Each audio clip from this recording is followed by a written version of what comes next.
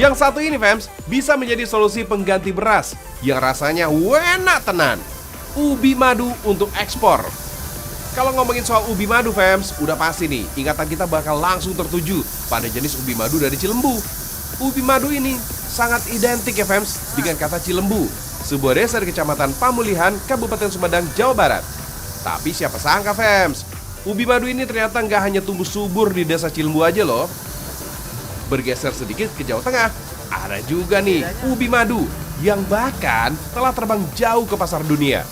Ubi madu dari Magelang ini udah merambah pasar Asia Timur, juga Tenggara loh, fams. Oh my wow, ubi madu mendunia, fams. Ayolah, fams, kita ikut ke kebun. Kita panen yang manis-manis si ubi madu khas Cilembu tanpa mengenal musim. Ubi madu dari kebun di wilayah ini bisa dipanen hampir setiap hari, fams.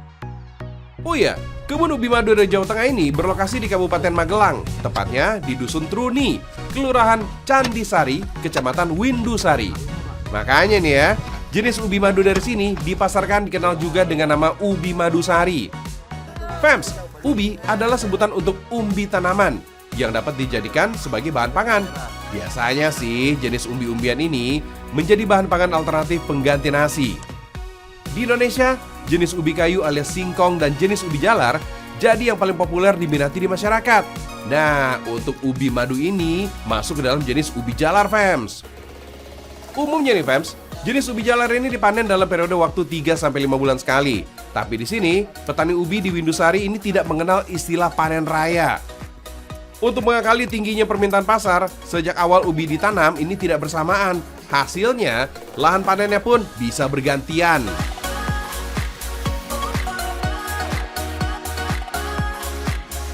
Kalau cuaca dan alam sedang mendukung, dari satu lahan kecil, kebun ubi madu sari ini biasanya sih mampu menghasilkan 2-4 ton ubi jalar.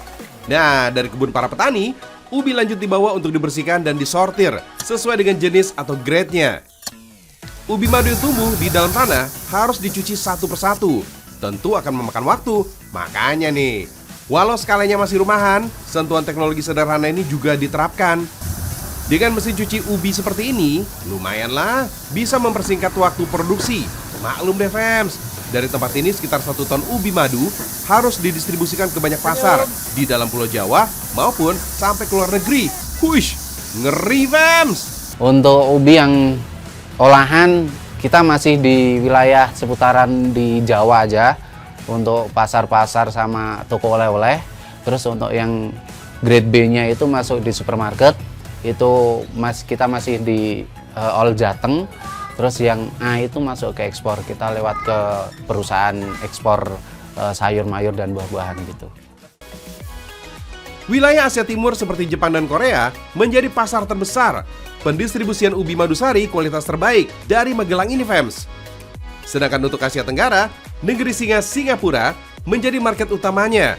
Selain pasar luar negeri, wilayah dalam negeri khususnya area Pulau Jawa masih tetap kok jadi area pendistribusian si manis ubi madu ini, fams. Mantap! Berangkat, Bang!